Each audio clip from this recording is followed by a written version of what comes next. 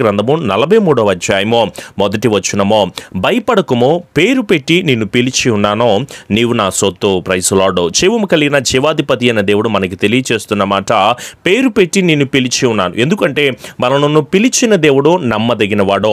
లోకమంతటికి రాబో శోధన కాలంలో మనల్ని తప్పిస్తారన్న జీవము కలిగిన దేవుడు చెబుతున్నమాట. ఈరోజు నువ్వు ఏ కష్టంలో ఉన్నావో, ఏ నష్టంలో ఉన్నావో, ఎలాంటి బాధల్లో ఉన్నావో, ఇరుకు సంబంధమైన విషయాలు గుండా మీరు బాధపడతా ఉంటున్నప్పుడు ఎవరు మనల్ని రక్షిస్తారు చెప్పండి? పాప సహితమైన జీవితంలో ఉంటున్నానో, ఎవరికి చెప్పుకుంటే మన పాపాలు క్షమించబడతాయి అంటే ఏ భేదము లేదు. నిజంగానే అందరూ పాపము చేసి దేవుడు అనుగ్రహించు మహిమను పొందలేకపోతుంటే, నీతిమంతుడు లేడు, ఒక్కడును లేడు, అందరూ త్రోవ తప్పి నశించిపోతా ఉంటే నా యేసయ్య పిలుస్తున్నాడో. ఈరోజు నువ్వు చేస్తున్న పాపాన్ని బట్టి, దోషాన్ని బట్టి ఎవరికి చెప్పుకోవాలో అర్థం కాక ఎవరు నన్ను క్షమిస్తారా అని చెప్పేసి దిగులు పడతా ఉంటున్నావా? నా యేసయ్య చేతులు చాచి నిన్ను పిలుస్తూ ఉంటున్నప్పుడు ఆయన దగ్గరికి వస్తున్న వారికి ఆయన తప్పకుండా పాపక్షమాపణ దయచేస్తూ ఉంటాడో. రక్షింప నేరకు ఉన్నట్లు యెహోవా హస్తము ఖర్చు కాలేదని, విన నేరకు ఉన్నట్లు ఆయన చెవులు మందము కాలేదన్న విషయం మనందరికీ తెలుసు. అయితే మీకును నాకును మధ్యలో అడ్డుగోడగా మారిపోయిన మీ పాపాలు, దోషాలు, పాప సహితమైన క్రియలన్నిటిని కూడా మీ హృదయాన్ని గనక శుద్ధి చేసుకుని దేవాది దేవుని సన్నిధిలో గనక ఒప్పుకుని విడిచిపెడితే తప్పకుండా మీరందరూ కూడా కనికరం పొందుకుంటారు. రక్షణ లేదని బాధపడతా ఉంటున్నారేమో, నా యేసయ్య తప్పకుండా మిమ్మల్ని రక్షిస్తూ ఉంటున్నాడో. ఆయన మిమ్మల్ని సహవాసం చేయాలని పిలుస్తూ ఉంటుంటే, ఈ లోకంలో బంధువులతో కానీ స్నేహితులతో కానీ సహవాసం చేస్తే మనకు నష్టాన్ని, కష్టాన్ని తెచ్చుకోవచ్చేమో కానీ మనము సర్వోన్నతుడైన దేవునితో సహవాసం చేసే బిడ్డలుగా ఉందామో. కష్టాల్లో, శ్రమల్లో ఉన్నాను బ్రదర్, ఏంటో ఈ కష్టాలు అర్థం కావట్లేదు, ఏంటో ఈ శ్రమలు అర్థం కావట్లేదండి, ఎవరికి చెప్పుకుందామో? ఎవరు చెప్పినా సరే, ఎవరికి చెప్పుకున్నా సరే ఒకవేళ కొంత సమయం మాత్రమే ఊరట కలుగుతుందేమో కానీ ఆ సమస్య నుంచి విడుదల కలిగే అవకాశం లేదు అని బాధపడతా ఉంటున్నావా?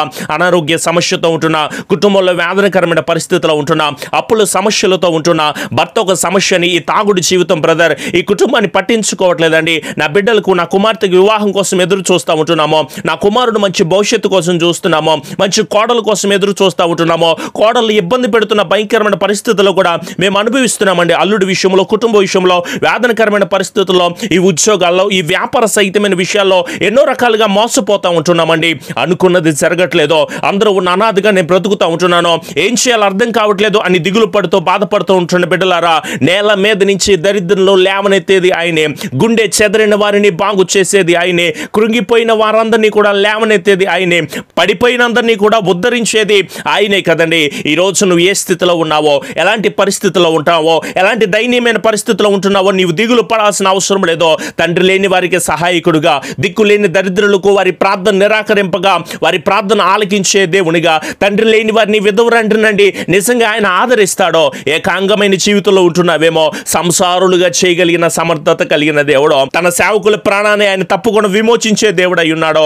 ఈ రోజు నువ్వు ఏ స్థితిలో ఉన్నావో, ఎలాంటి దయనీయమైన పరిస్థితిలో ఉంటున్నావో, ఎలాంటి దిగులు పడతా ఉంటున్నావో, నా యేసయ్య గనక మొర్రపెట్టి ప్రార్థన చేయగలిగితే దేవుడే విడుదలను, ఆశీర్వాదాన్ని, కృపదయ చేయడానికి ఆయన సిద్ధంగా ఉంటున్నాడు గనక మన చింత యావత్తును కూడా ఆయన మీద వేసేవారిగా ఉందామో. ప్రయాసపడి భారం మోస్తున్న సమస్తమైన చెల్లారా, మీరు నా యుద్ధకు రండి అని తెలియచేస్తూ ఉంటున్నాడు కదా. మనల్ని మనం తగ్గించుకొని సమీపించరాని తేజస్సులో నివసించే శ్రేష్టమైన అమరత్వం కలిగిన దేవునికి మన శక్తి చేత కాదు, మన బలము చేత కాదు, కేవలం ఆయన ఆత్మ ద్వారా జరిగించబడే సర్వోన్నతుడైన దేవుడికి, సర్వశక్తి కలిగిన దేవునికి, అసాధ్యమైనది ఏది లేని సర్వోన్నతుడైన దేవునికి గనక మనము చెప్పుకుంటే తప్పకుండా దేవుడే మనకు విడుదల దయచేస్తా అంటున్నాడో. ఎందుకు సిస్టర్ ఇంకా ఆలోచన చేస్తున్నారు? ఎందుకు బ్రదర్ ఇంకా ఆలోచన చేస్తున్నావో? నీ వీక్షణమే మోకరించి ప్రార్థన చేయి. ఆయన అంటున్నాడు కదా, భయపడొద్దు అని తెలియచేస్తా ఉంటున్నాడో. మనల్ని పిలిచిన దేవుడో, నీవు నా సొత్తు అని మాట్లాడుతూ ఉంటున్నాడు కదా. ఇంకెందుకు ఆలోచన చేస్తారో?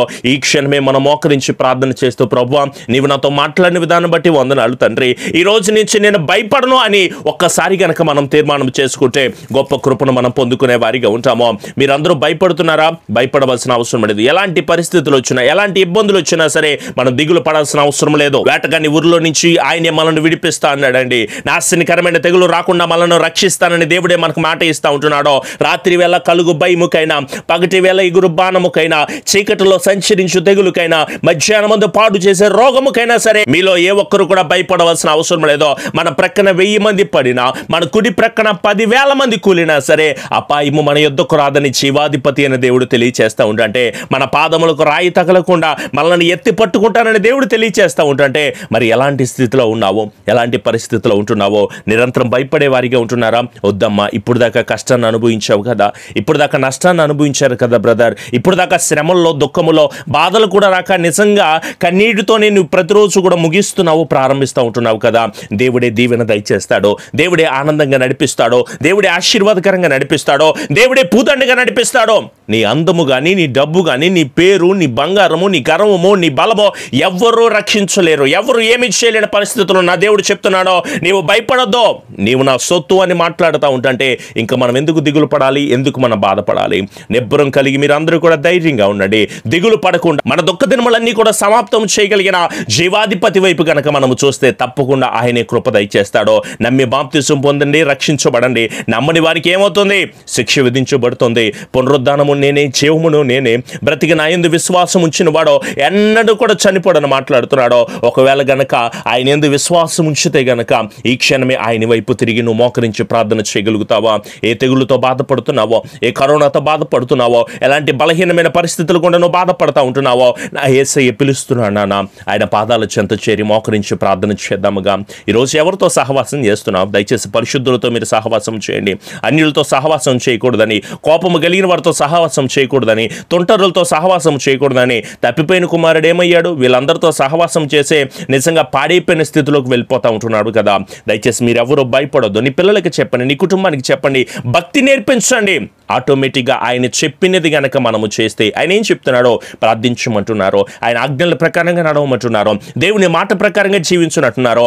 లోకము, లోకాశలన్నీ గతించిపోతాయి.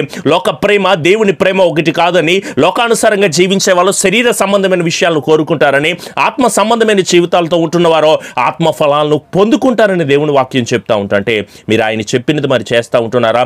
తప్పకుండా ఇప్పటి నుంచి మీరు ప్రార్థించండి. ఇప్పటి నుంచి మీరు దేవాది దేవుని వేడుకోండి. చాలా సింపుల్ అయిన విషయం. ఆయన మాట ప్రకారంగా గనక మనం జీవిస్తే, ప్రార్థించు, విశ్వాసంతో ఉండు, సందేహింపకుండా ఆయన అడుగు, నమ్మికతో నువ్వు ఉండో, కన్నీటితో ప్రార్థన చేయి. తప్పకుండా దేవాది దేవుడే నీ కుటుంబం పట్ల, నీ జీవితం పట్ల, నీ బ్రతుకు పట్ల ఆయన గొప్ప కార్యాలు జరిగిస్తాడు. పిచ్చి పిచ్చి రీజన్స్ చెప్పబాకండి. మీరు చాలా మంది ప్రార్థించట్లేదు ఏంటమ్మా అంటే, నాకు సమయం లేదని చెప్తా ఉంటున్నారు. బ్రదర్ నిజం చెప్పండి, మీరు జాబ్ చేసుకోవడానికి సమయం ఉంది కదా, ఏమ్మా డబ్బులు సంపాదించుకోవడానికి సమయం ఉంది కదా, పెళ్లిళ్ళు చేసుకోవడానికి కానీ, కుటుంబాన్ని చూసుకోవడానికి కానీ, పాపిష్టి సినిమాలు, సీరియళ్ళు, సెల్ ఫోన్లతో ముసలమ్మ ముచ్చట్లు చెప్పుకోవడానికి ఎంత సమయాన్ని వెచ్చించే నీవు దేవునిలో సమయాన్ని గడపడానికి లేదు అని చెప్తా ఉంటున్నారా? చాలా జాగ్రత్త.